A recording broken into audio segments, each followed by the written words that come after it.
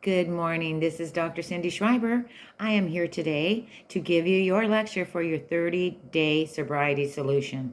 And boy, it's a good one today. We've been working our way up with visualization and gaining our emotional IQ and doing our journaling every day. And I hope you're just feeling as good as I feel. No defeat, enhancing all possibilities in a short amount of time. That's right. We're going to do this today. Today is day 24, and this is your meditation solution. And you've heard it over and over. It's just old stuff. Meditate to release stress and develop inner peace. Now, Deepak Chopra brought meditation onto the scene about 30, 40 years ago. And I went to undergraduate, and they started talking about meditation and prayer, which they had never talked about in psychology before because it was all based on the scientific model, and they did not bring any kind of spiritual awareness in. Well, Deepak Chopra came in and started talking about meditation and God and the higher mind and all this stuff, and it all became incorporated into therapy because they realized for people to heal, a lot of people have spiritual components. So we brought it in, and this meditation is everything. It's like taking a Prozac every day of your life. Whatever our past, whatever our present, all of us have this capacity to change ourselves completely through the practice of meditation. And this was an author and a meditation teacher, Enith Eswaran, and he was from 1910 to 1999. He lived a good old life. That's right. Would you have a healthier heart, a stronger immune system, and be less susceptible to bouts of depression and anger? What about reducing stress while increasing your productivity and creativity? Hundreds of studies have proven that these are just some of the benefits of the practice of meditation. Meditation is not new. It has stood the test of time, dating back over 5,000 years. What did these gurus know that we didn't know? By adding in the practice of meditation to your new life of thriving in sobriety, you dramatically improve every aspect of your life. Now, take a deep breath and start to relax into this. Have your journals ready. Whether you want better health, who wants that? More financial freedom, oh yes. Or just to be happier without that feeling of desire to drink or use. Today we will show you how to accomplish this. The benefits of meditation. Have you ever felt winded after climbing a short flight of stairs? If you ever have, it is a possibility of not exercising regularly. Have you ever felt short-tempered, easily distracted, or just plain unhappy? Although it is human nature to occasionally experience these feelings, those who don't meditate regularly feel them more often. Meditation is to the mind what exercise is to the body. Now, the National Health Institute studies the subjects who meditated for at least 2 weeks. In his best-selling book, Transformation, Bill Phillips explains the people in the study often experienced lower blood pressure, a healthier heart rate, a strengthened immune system, and improved sleep. Wow, we could all use that. People also reported a reduction in muscle tension. Oh boy, those shoulders right there, backaches and pain, improved memory, and better cognitive performance. It's just like as if their minds are clean swept. That alone is a reason to practice meditation, but the benefits are even greater for problem users. Meditation has been found to be an effective technique to prevent relapse and recovery from addictive behaviors such as alcoholism or doping. Philip recounts in longer-term scientific studies a significant reduction in relapse rate among those in recovery from addictive habits has also been documented. So meditation is going to be in your toolbox. And if you think you can't meditate, you can deep breathe a few minutes and sit by a river and daydream. That is meditation, my love. The myth of meditation. Meditation suffers from a towering PR problem, largely because it is most prominent talk as if they have a perpetual pan flute accompaniment. If you can't get past the cultural baggage, though, you'll find that meditation is simply an exercise for your mind. These are mind games. I told you, don't take any of this too serious. It's mind games, and how you set your mind up is how you create the life you really want. The author of 10% Happier, How I Tamed the Voice in My Head, I reduced stress without losing my edge and found self-help that actually works. This is a true story. Meditation sometimes gets a bad rap. That's only for the New Agers or the hippies. That is a spiritual, religious practice. That is difficult or even takes years to dedicate a practice for it. These are all meditation myths. If you don't believe, just ask the United States Marines or the Super Bowl champions. The Seattle Seahawks use meditation in their training to help them become one of the best teams in football.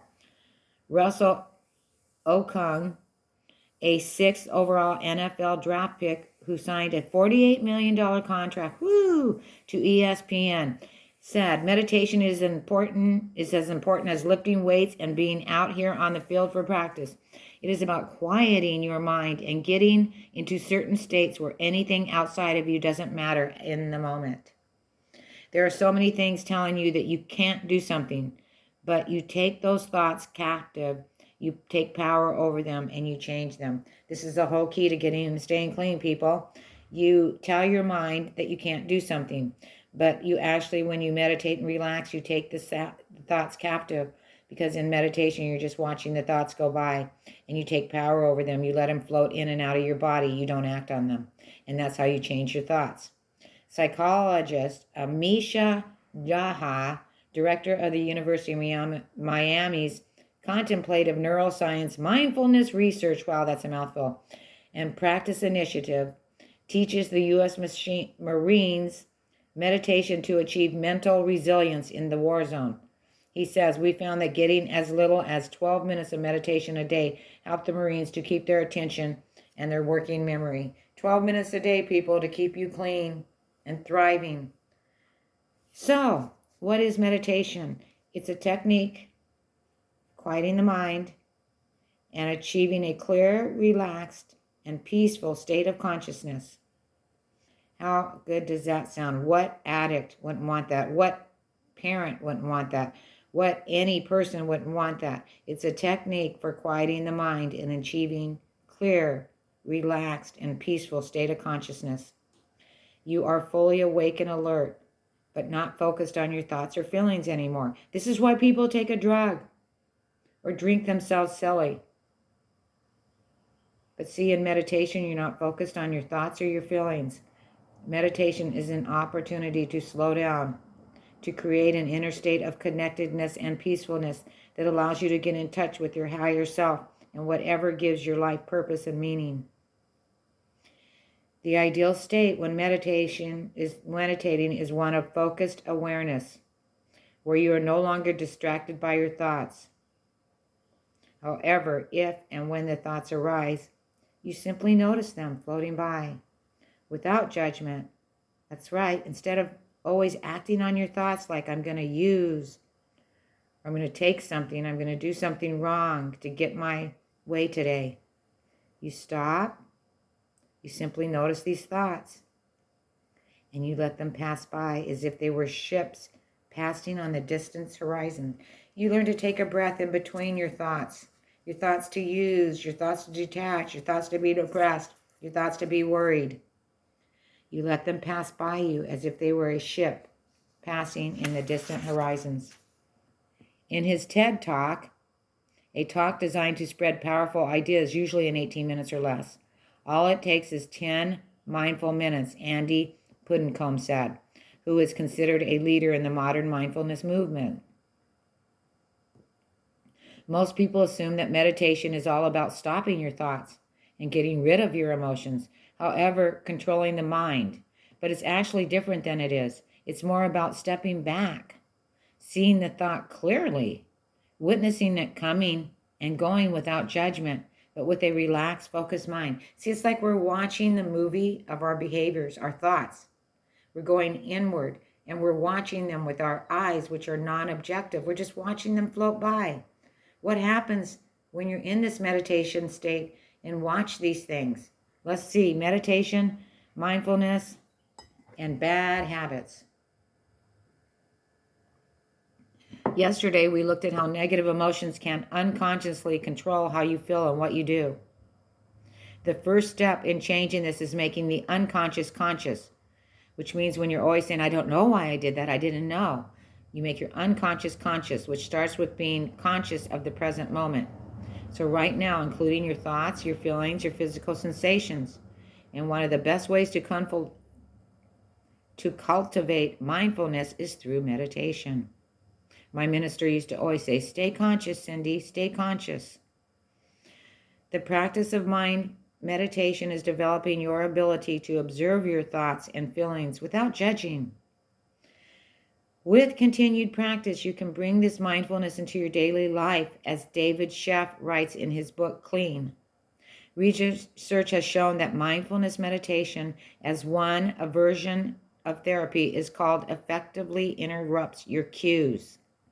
Addicts are taught to recognize and sit with their feelings, to experience them with curiosity, and accept rather than react impulsively to them. So when you're craving, just be curious and accept that you're craving instead of reacting impulsively. This makes it better able to diffuse the triggers, right? When you're aware of what you're doing, you're just kind of slowing yourself down. And as we have discussed, problem users love to fulfill their short-term desires. They have no ability to have patience. They tend to be more impulsive in driving.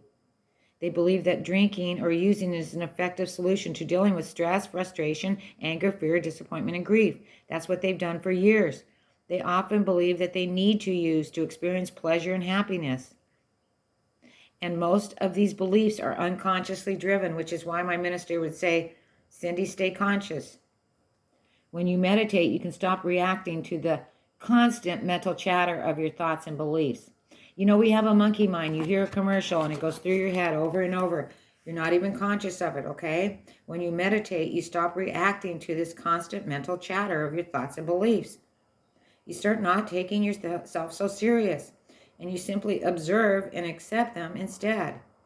Problem drinkers often report that meditation is like being an impartial observer, seeing their true self for the first time and finally understanding the root cause of their desire to use. Meditation also allows you to observe and eventually silence the inner voice that might be constantly judging or critiquing yourself. Over time, it allows you to experience inner peace and a sense of freedom, getting control of your mind, feelings most problem users once believed only came from using.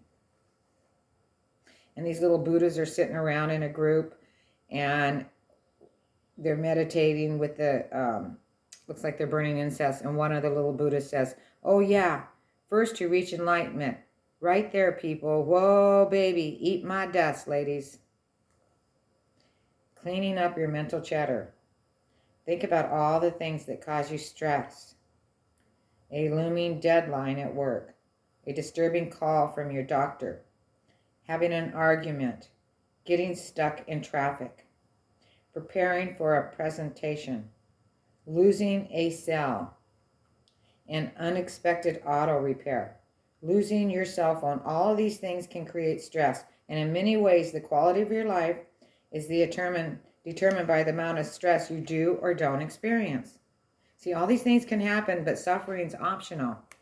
Stress is the underlying cause of more than 60% of all human illness and disease. Oh my God, stress, people. In the New York article, Sandra Blakesley writes, chronic stress sets into motion a cascade of biological events, including scores of chemicals in your body. Your serotonin, you only get so much every day, people. Your cortisol, your cytokines, or whatever they are, your interleukins, your tumor necrosis factor, and so on. Such stress lowers resistance to disease and alters gene expression. When people are under stress, wounds tend to heal more slowly. Latent viruses like herpes erupt, and brain cells dissolve in memory formations. They also die off. The precise molecule steps underlying all of these changes have been mapped out. When you experience stress in your body, it releases cortisol, which is often referred to as the stress hormone. In the biology of belief, Bruce Lipton notes that this hormone is given to patients who are receiving organ transplants. Why? Because cortisol is so effective at weakening the body's immune system that you cannot fight the newly transplanted organ as effectively. So cortisol is everything. It's key to your mental health, to inhibiting your stress, okay? Which means that smart part of the brain can't function as well, often resulting in poor decision making, lack of focus, and even the inability to make decisions. Simply put, stress makes you number.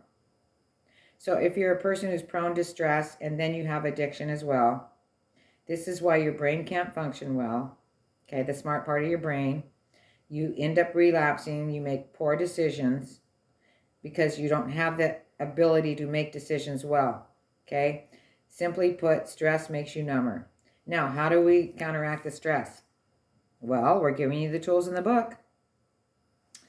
Enoch Gordis, MD, the former director of National Institute of Alcohol Abuse and Alcoholism, writes, drinking alcohol produces physiological stress, and so does drugs. Some of the body's response to alcohol are similar to its response to other stressors.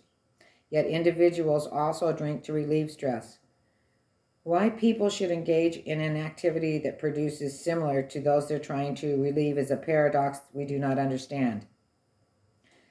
So not only does problem using lead to negative consequences and more stress, it is also the actual consumption of the using of the drug or alcohol that creates the psychological stress. So another reason problem users frequently experience more stress than others is simply because the excessive using creates the added strain on finances, career, health, and family. In addition, problem users are finally able to quit or cut back. They lose their primary coping mechanisms for stress. They lose it, which is the alcohol or the drugs. So the irony for a problem user is that the using often leads to increased stress. But in the beginning, not using can also cause stress increase, which increases your odds of relapse. So no other technique in this program is more effective and more proven to relieve your stress than meditation, people. This is straight out of this book. When your mind is cluttered with stressful thoughts and feelings, fear and anxiety, shame and guilt, you become physically and mentally impaired. Now, meditation can help you overcome this, just as the drugs did. Just as cleaning your home or office can help you feel less stress, meditation cleans out your mind. It declutters the stress, eventually freeing you from negative patterns of thinking, emotions, unconscious self-defeating behaviors. However, the benefits of meditation for problem users don't stop there. Meditation provides another significant benefit. You can meditate your way to happiness. Think about this. Some of you people have probably never been happy. You know? Because if you were happy, you wouldn't have started using it in the first place. And Dr. Cindy is one of them. I don't think I've ever been truly, truly happy because of trauma that happened at a very, very young age and not getting completely cleared out. So Dr. Cindy will be one of those to say that I've never truly been happy, and I'm just now finding my happiness in the later years of my life. So I want to save you time and worry by meditating your way to happiness. That's right, meditating your way to happiness. And we are going to close this one out, and I'm going to make a part 2 to this because this is a lot. So I'd like you to just take a couple of nice deep breaths. That's right, and sit back for a moment. And just lightly breathe. I'm going to give you an entire meditation session for just a few moments, just to relax this feeling of deep, deep, profound relaxation. There's no right or wrong way to do it. Just sit there and relax. And as you start to relax, you may hear a bird fluttering, a dog barking, a car going by. Because your mind is relaxing, you're becoming aware of the moment. That's right, your thoughts are going down, down, down.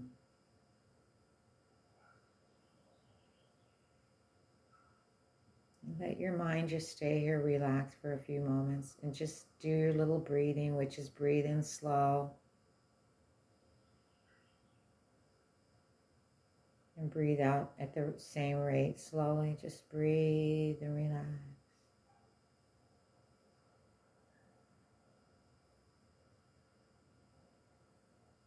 And as you're relaxing, if thoughts come up, just feel like they're little leaves on a river.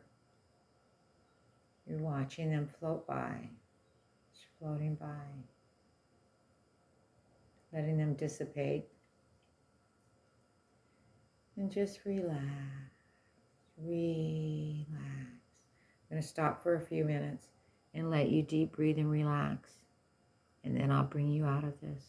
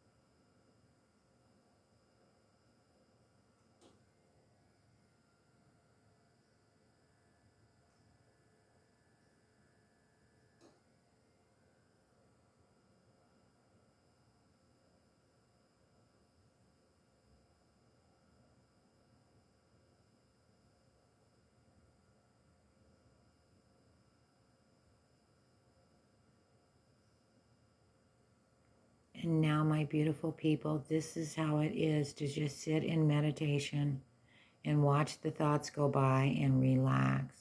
You'll get better at it. It's like exercising when you haven't done it in a while. And I'm very curious, and I want you to be very curious about what you've experienced. And you can go on and deep breathe more as I finish this session out. I will see you soon. I am making part 2, which will be up here in a few minutes, but you can either continue your breathing and relaxing or come out of it. I love you. I am so proud of you. You can do this. I believe in you, and I just think you are awesome. I will see you in your dreams. Love, Dr. Cindy.